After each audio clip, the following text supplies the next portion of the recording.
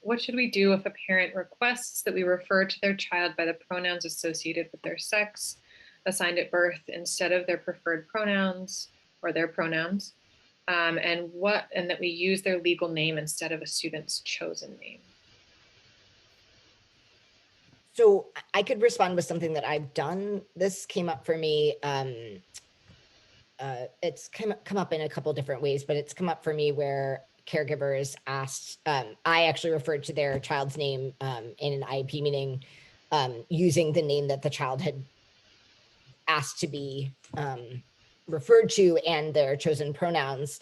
And the caregivers reacted really strongly and then followed up with me and the principal and said, like, I noticed that you were using a different name than my child's given name at birth and the pronouns that we gave them. And I'm respectfully asking that you use the name and the pronouns that we gave them.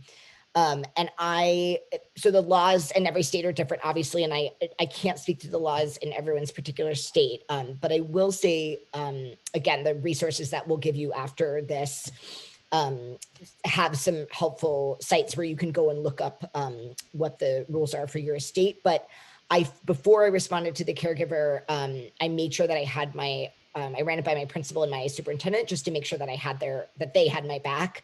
And then I responded, I chose my words carefully and I said, I hear you. I hear what you're saying. I tried to really like affirm what the caregiver was asking me. Like in terms of, I was like, I hear you saying that you're feeling uncomfortable with me, using the child's preferred name and pronouns. And I hear that you're using different ones at home. Here at school, um, the the expectation is that all of my students feel comfortable and welcome in my classroom. So in my classroom, I will refer to your child by whatever name and pronouns that they've told me they feel most comfortable with.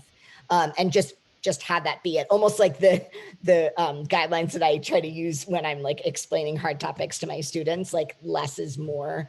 I just say like, it sounds like that really works for you at home and you can absolutely choose to do whatever you'd like at home in my classroom. And I even say like every year I start out my year by like sending home information to caregivers that says like, just so you know, like this is an affirming class. Like one of the ways I affirm students is I call them by the names that they asked to be called by and use their correct pronouns. So just like really, I just told them that maybe that's not helpful, but I just told them no, like respectfully no. And because I had my principal and my super's support, um, there wasn't much they could do. And they eventually kind of found another, another like topic to like squawk about. And they, sorry, it's not professional, but anyway, and they left that alone. They kind of got over it. Similarly to what Kieran said, at my school district, LGBTQ plus students have a Bill of Rights. And the fourth one is that they have the right to be referred to by their gender pronoun and name that fits their gender identity. And similarly, there was a situation where a parent felt that the school was not doing what they wanted them to do. And I don't know if we were even respectful about it. We were just like, no, that's sorry. Like our district wide rule is that the student determines that, not you, even though you are the parent. Ours is the same.